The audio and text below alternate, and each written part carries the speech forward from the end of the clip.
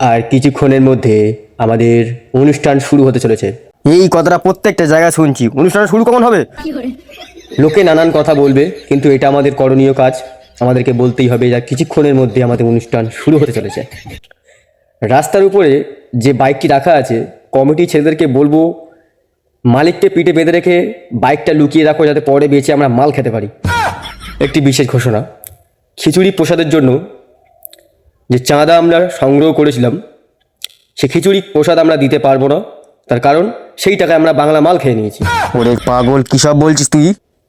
ও তো একটু ভুল হয়ে গেছে, মানে সেই টাকাটা আমরা গুছিয়ে রেখেছি যে পরবর্তী পরের বছর আমরা ভালো কিছু দেখানোর জন্য।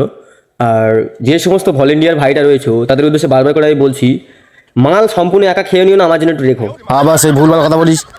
মাঠের মধ্যে যে সমস্ত ব্যক্তিরা মদ খেয়ে মাদলামো করছে তাদের উদ্দেশ্যে বলছি, এগুলো করো না, কারণ আমাদের হাতে কোনো প্রশাসন নেই। আর কমিটি যারা আছে তারা সবাই অলরেডি মাল খেয়ে আছে, তো তাহলে একসঙ্গে মাদলামো হবে। হ্যাঁ রে, কাকে তুলেছি অ্যানাউন্স করার জন্য? আমাকে? হ্যাঁ, তো সরি থুড়ি। তো আমাদের অনুষ্ঠান আর কিছুক্ষণের মধ্যে শুরু হতে চলেছে। আবার সে এক কথা বলে। আগামীকাল যে রূপসজ্জাটি হয়েছিল তার পুরস্কার আমরা আজকে দিয়ে দেব।